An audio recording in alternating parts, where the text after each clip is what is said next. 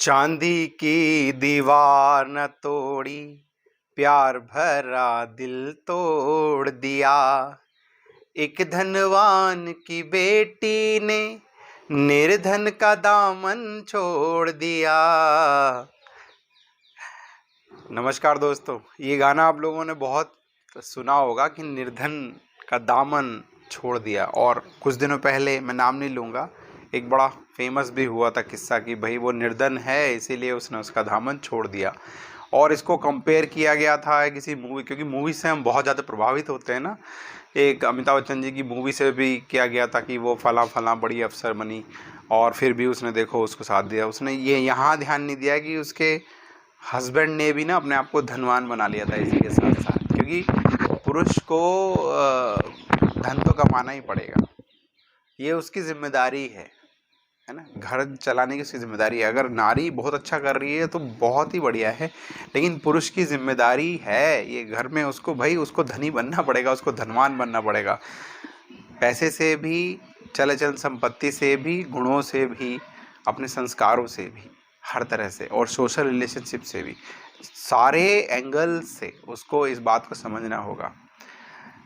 आप सबका स्वागत करता हूं। मेरा नाम है नितिन, आप मुझे सुन रहे हैं Nitin Shaurya, enjoy your life @Nitin Shaurya YouTube पर।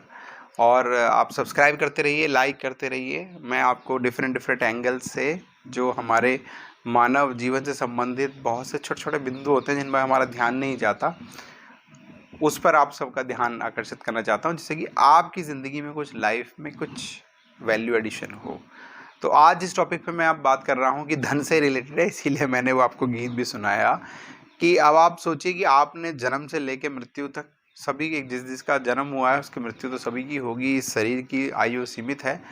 या आप जिनको भी जानते हों, वो सबसे ज़्यादा, अगर भारत में हम कहें कि जन्म से लेकर मृत्यु तक किस जोनर में या किस क्षेत्र में सबसे ज़्यादा व्यक्ति खर्चा करता है, या सबसे बड़ा इन्वेस्टमेंट या सबसे बड़ा एक्सपेंडिचर उसका कहाँ होता है, शायद आपको समझ में आ गया होगा। मैं 2-3 मेन क्षेत्र कवर करूंगा और आप ध्यान सुनिए कि आप इसको रिलेट करते हैं कि नहीं। कमेंट बॉक्स में प्लीज़ लिखिएगा कि क्या आप भी ये बात एग्री करते हैं या डिसएग्री करते हैं, तो भी लिखिएगा, नो प्रॉब्लम। एटलीस्ट हमें पता तो चले। वो कहते हैं कि संवाद तो स्थापित हो, संवाद, बात करने से ही बात बनती है। तो आप कमेंट बॉक्स में लिखिए। तो जो मैंने समझा है कि सबसे बड़ा इन्वेस्टमेंट या सबसे बड़ा जो हम खर्चा करते हैं, वो हम करते हैं हाउस के ऊपर।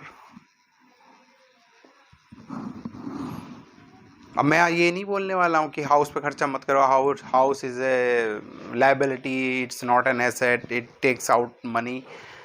भारत के जो दर्शन में या भारत की जो व्यवस्था में ऐसा है कि भाई घर बहुत बड़ी चीज़ होती है। घर ही आपको पीस ऑफ माइंड देता है, और घर ज़िंदगी में आपको बहुत बड़ी स्टेबिलिटी देता है। इसीलिए रोटी कपड़ा मकान कहा गया। मकान यहाँ पे जो आपको सिक्योरिटी, स्टेबिलिटी और पीस ऑफ माइंड के लिए कहा गया। और एस्ट्रोलॉजी में भी अगर हम कहें इसको, जो 4th हाउस गवर्न करता है, कि ये आपके पूरे विकास को निर्धारित करता है कि आप कैसे बनेंगे, क्या बनेंगे।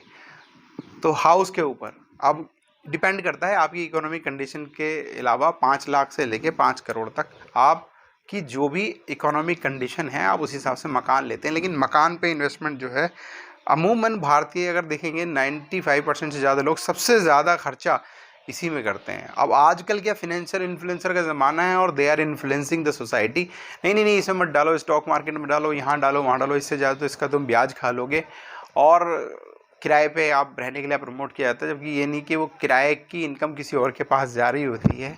तो टोटली अलग एंगल है। अरे आप पहले मकान कर लो, मकान से जो किराए की इनकम आए, चाहे उसमें आप कहीं किराए पर लेना, अगर आप वहाँ उस सिटी में नहीं रह पा रहे हैं तो। और कोविड में लोगों ने देखा कि ये हाउस, जिसके पास अपना हाउस था ना, उसकी वैल्यू क्या थी, उसका मतलब इतनी बड़ी इम्पोर्टेंस थी। तो हाउस के बारे में हमें कोई एजुकेशन दे ही नहीं रहा है। हमें तो यही सिखा रहे हैं ना, पढ़ो लिखो, नौकरी करो, पैसे कमाओ और फिर खर्चे कर लो, है ना। हाउस जो रियल एस्टेट एजुकेशन है, वो कौन देगा हमें? रियल एस्टेट एजुकेशन की हमें बहुत ज़्यादा ज़रूरत है, कि हमें पता लगे कि, और जितने फाइनेंशियल इन्फ्लुएंसर है ना, जो आपको ज्ञान दे रहे हैं इस तरह का कि भाई सिप करके ज़िंदगी चला लो, सिप करके चाय पी जाती है, ठीक है, ज़िंदगी नहीं चलती। तो ये सब लोग एक्चुअल में इनविजिबल हैंड द्वारा या छुप के ना रियल एस्टेट में इन्वेस्ट कर रहे होते हैं, कमा उमा के। क्योंकि आप ये बताइए ना कि रियल एस्टेट आज से 20 साल 30 साल पहले जहाँ भी ये थी वो ग्रो ही कर रही है। उसकी सैलरी आपकी हो सकता है उतनी ना बढ़ी हो, लेकिन रियल एस्टेट के दाम उतने बढ़ गए होंगे, प्रॉपर्टी के रेट जो हैं उस हिसाब से बढ़ते ले जाते हैं। और हाउस की कॉस्ट पिछले 20 साल में क्या थी या 10 साल में क्या थी और अब क्या हो गई है, ये मुझे कोई आपको बताने की ज़रूरत नहीं है, आप खुद समझदार हैं सभी। दूसरा जो मोटा खर्चा इंडियंस फैमिली करती हैं वो करती हैं अपनी मैरिजेस के ऊपर, और स्पेशली नॉर्थ इंडिया में। साउथ इंडिया में भी है, बट साउथ इंडिया में गोल्ड वगैरह पे ज़्यादा, हालांकि होता वहाँ भी शादी में खर्चा है, और नॉर्थ इंडिया में ज़्यादा शो ऑफ और इस सब में खर्चा किया जाता है। भाई खाना है, खिलाना है लोगों को, और इसमें बहुत ज़्यादा खर्चा कर रहे हैं और हम दूसरों को ही अमीर बना रहे होते हैं। दिखावा बहुत ज़्यादा चलता है। ये नहीं कि एक मैरिज का सबसे बड़ा उद्देश्य क्या है, मैरिज का सबसे बड़ा उद्देश्य है कि एक नया कपल, एक नया जोड़ा अपना जीवन शुरू करने जा रहा है, तो उसका ढोल पीटने से ज़्यादा या अपनी हैसियत दिखाने से ज़्यादा जिम्मेदारी बनती है कि उनको एक व्यवस्था बना के दिया जाए। पुराने आदिवासी ज़मानों में कहूँ तो एक झोपड़ा बना के दिया जाए, यहाँ दोनों मिलके उनको एक छोटा सा फ्लैट दे सकते हैं, मतलब जिससे कि they can start their own. हाँ तुम तो अलग कर दो सबको, तुम तो पहले से ही अलग अलग नहीं, अरे अलग तो वो एक दिन हो ही जाएंगे। अगर देखा जाए तो 100 फैमिलीज़ में 90 वाले तो अलग हो ही जाते हैं। कुछ ही लोग हैं जो कंबाइंड फैमिली को व्यवस्था में चला रहे हैं, ठीक है, क्योंकि अलग अलग रह के साथ रहना ज़्यादा अच्छा है, बल्कि साथ रह के अलग अलग रहना, पास में रह के अगर डिफरेंसेस आ रहे हैं तो इससे बेटर है अलग रह के साथ रह लो आप। तो एक उनको एक नई ज़िंदगी शुरुआत करने के लिए कुछ ना कुछ सपोर्ट कर दिया जाए। और अल्टीमेटली देखो मैं वहीं से इसको जोड़ रहा हूँ कि मैरिज जो है वो भी हाउस रियल एस्टेट से रिलेशन है। और अधिकतर लोगों में झगड़े भी अगर देखा जाए तो सिबलिंग्स में, परिवार में, भाइयों में किस बात को लेके होते हैं, आप देखना घरों को लेके या घर की प्रॉपर्टी को लेके ही झगड़े होते हैं। कोई इस बात पे झगड़ा नहीं करता कि मेरा पेन ऐसा, मेरे कपड़े ऐसे, मेरा ये ऐसा, मुझे कम खाना खिलाया था बचपन में या तुम्हें ज़्यादा खिला दूँ, मैं प्यार ज़्यादा किया था। असली झगड़ा प्रॉपर्टी पे ही होगा उनका, ठीक, क्योंकि उनको समझना पड़ेगा ह्यूमन टेंडेंसी ऐसी है कि वो बाद में जाके प्रॉपर्टी, क्योंकि प्रॉपर्टी से ही कुछ अर्निंग की संभावना है। आगे आपकी जो हैसियत होगी ना वो उसी से होगी। आप चाहे कितने बड़े बन जाइए, थर्ड इसी बनने से बात में मुझे आ गया। आज हमारे यहाँ ना बनने का बहुत ज़्यादा। तीसरा जोन है एजुकेशन। किड्स एजुकेशन में बहुत पैसा खर्च करना चाहते हैं माँ बाप कि भाई ज़्यादा जितना बड़ा इन्वेस्टमेंट करें, क्योंकि उसको भी उन्होंने ना एक इन्वेस्टमेंट की तरह लिया है कि जितना ज़्यादा हम लगाएंगे उतना ज़्यादा हम कमाएंगे, या ये बच्चा कमाएगा अपनी ज़िंदगी में। क्योंकि पीछे 40-50 साल में ऐसी हिस्ट्री रही है, जो अच्छे कॉलेजों में पढ़े, अच्छे जगह इंग्लिश मीडियम में, they were well spoken, they used to deliver the lectures very well, and they were very conversant in English language. They used to communicate in a very fluent English. Their vocabulary was very great, pronunciation was very great. क्योंकि हमारी व्यवस्था अंग्रेजों से तो छूट के आए थे। अधिकतर सिलेक्शंस वगैरह में जहाँ पे लोग बैठे थे वो उन्हीं लोगों को ज़्यादा प्रेफर कर रहे थे जो लोग इंग्लिश बोल सकें। लेकिन अब तो देखो ना, देश का प्रधानमंत्री भी ऐसे बन गए जो पूरा हिंदी स्पीकिंग है, या अपनी जो रीजनल लैंग्वेज है उनको भी इम्पोर्टेंस मिल रही है। तो बोला जाता है ना कि पास परफॉर्मेंस के बेस पे फ्यूचर इन्वेस्टमेंट मत करो। तो ये ऑलरेडी ना एक पिक्चर हो चुकी है पिछले 30-40 साल में। बड़ा कॉलेज, बड़ी एजुकेशन, तो बड़ी डिग्री, बड़ा एग्ज़ाम, और फिर एक अलग से वीडियो आएगा एक आई फैक्टर के ऊपर, है ना, आई फैक्टर, IIT, IIM, IAS, उस पर मैं अलग से ही एक अलग से स्पेशल वीडियो, बल्कि मुझे तो लगता है उस पर एक वर्कशॉप ही बन जाएगी कि वो जो आई फैक्टर है ना कि आई तो आई बनने के चक्कर में हम है ना इलनेस का शिकार हो रहे हैं, वी को भूल रहे हैं जो कि वेलनेस में हमें चाहिए। तो एजुकेशन पे बहुत पैसा खर्च करते हैं और हम सोचते हैं कि इससे शायद हमारा कुछ भला हो जाएगा, बच्चे का भला हो जाएगा। डॉक्टर बनाने के लिए हम इवन फॉरेन में भेज रहे हैं, क्योंकि यहाँ पे पढ़ाना प्राइवेट स्कूलों में, भाई मैं उनकी बात नहीं कर रहा जो 1% में सिलेक्शन हो गए। अब हैं तो हम 140 करोड़, बच्चे भी अच्छे खासे करोड़ों में हैं। हर साल धनाधन लाखों बच्चे आ रहे हैं, तो उन्हें मिलेगी कहाँ, सीट नहीं मिलेगी, तो उन्हें क्या करना पड़ेगा, प्राइवेट यूनिवर्सिटीज़ में जाना पड़ेगा। प्राइवेट यूनिवर्सिटी जाने का मतलब है कि लाखों करोड़ों रुपये खर्चा हो रहा है। नहीं तो विदेशों में भेजो, 50 लाख में MBBS हो रहा है फॉरेन में आजकल। कल ही मेरी एक मित्र से बात हो रही थी, more than 50 lakhs rupees are being spend to make a doctor MBBS। अभी बताओ, जो 50 लाख में लगाएगा पैसे, तो फिर वो अर्न करने की कोशिश भी तो करेगा ना समहाउ, कि मैं ये 50,000 पैसे रिकवर कैसे करूं। तो वो फिर हेल्पलेस सिचुएशंस है, मतलब वो सेल्फलेस सर्विस कैसे प्रोवाइड करेगा सोसाइटी को, जो हमारे देश में इतने गरीब लोगों को चाहिए। तो ठीक है, वो अलग एंगल है। ठीक है, तो एजुकेशन पे बहुत ज़्यादा हम खर्चा करते हैं।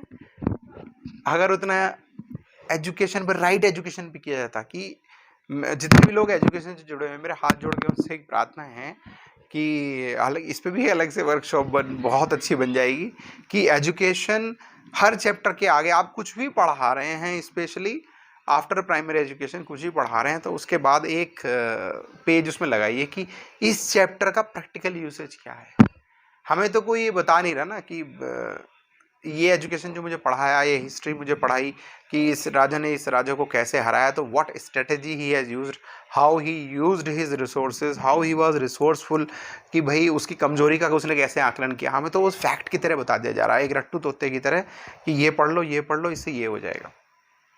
उसे बस a + b का whole square equal to a² + b² + 2ab, है ना, पाइथागोरस थ्योरम, दोनों भुजाओं पे बने वर्गों का योग, सामने वाली अगर 90 डिग्री का कोण हो, पढ़ा होगा आपने, कि उस पर बने वर्ग के बराबर होगा। अरे उससे ये बताए थे कि हाँ भाई, वो जो एरिया है ना, एरिया निकालने में यूज़ होगा, या उसका पैरामीटर बनाने में यूज़ होगा। प्रॉब्लम सॉल्विंग में आते हैं, क्वेश्चन लोग कर भी लेते हैं बच्चे, लेकिन उन्हें पता नहीं कि इसका मतलब क्या है, कि वो पेंटिंग करने के लिए हमें इतना खर्चा लगेगा, घर में अगर मेरी इतनी दीवार है तो इतना स्क्वायर फीट बन जाएगा। तो ये छोटी छोटी चीज़ें, ये सारी चीज़ें हाउस से रिलेटेड ही हैं, अगर देखा जाए सब रियल एस्टेट से कन्वर्ट है। लेकिन इसकी एजुकेशन, एक्चुअल एजुकेशन कहीं नहीं है। हमें तो सिर्फ जॉब वो मतलब एक नौकर बनाने के लिए तैयारी करी, पूरी एजुकेशन ही, क्योंकि कॉरपोरेट गवर्न कर रहा है। चौथा तो फिर देखो, लग्जरी है, लग्जरी डिपेंड करती है, जिसको भी जैसा, जिसके पास जितना पैसा है वो वैसा खर्चा करना चाहता है, उतने ही हाई फाई मोबाइल। तो आप अगर देखते हैं कि अगर तनख्वाह 20,000 रुपये, लेकिन 80,000 रुपये या 60,000 रुपये का फ़ोन उसे चाहिए जस्ट टू शो ऑफ, क्योंकि स्टेटस वॉर बहुत है ना हमारे यहाँ देश में। तो स्टेटस वॉर के चक्कर में पड़े हुए, फिर ये नहीं देख रहे इसका खर्चा कैसे निकलेगा।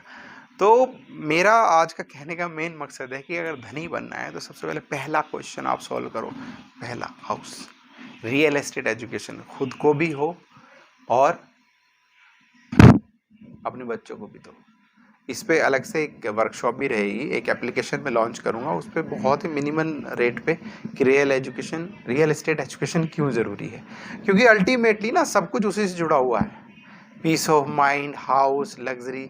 अल्टीमेटली हमारा ये, हमने जब भेजा कि पढ़ाई लिखाई करी, ये किया वो किया, अल्टीमेटली क्या है, you to live a comfortable life, happy life, healthy life. तो इसको बताओ ना पहले, नहीं, तुम ये पढ़ो कि बाबर कब आया था, हुमायूं कब आया था, इसको रट के लाओ, किसकी राजधानी कहाँ पे है, इसको, अरे भैया इससे क्या, ठीक है मैं जाना होगा। जो जानकारी आजकल गूगल पे टाइप करने से मिल जाएगी, उसको पढ़ने का क्या फ़ायदा है, मुझे बताइए।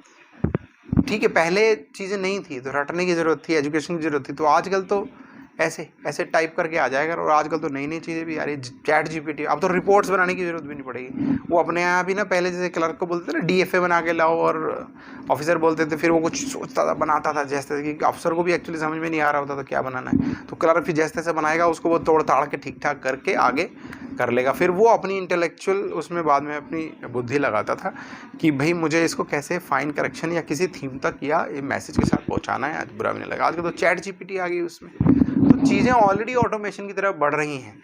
तो हमें ये समझना पड़ेगा कि एक्चुअल एजुकेशन हमें कहाँ चाहिए, हमारा माइंड जहाँ सोच सके, समझ सके। तो हाउस, भाई आप हाउस को पहले मैनेज करो। जो सबसे बड़ा खर्चा है ना, उसके बारे में आपने सोचा कि नहीं, और अगर नहीं सोचा तो मेरे भाइयों, मेरी बहनों, मेरे मित्रों, मेरी माताओं, सोचो प्लीज़। बहुत बहुत धन्यवाद। जय हिंद, जय भारत। एंजॉय योर लाइफ देखते रहिए, लाइक करते रहिए, सब्सक्राइब करते रहिए। The happiness warrior Nitin.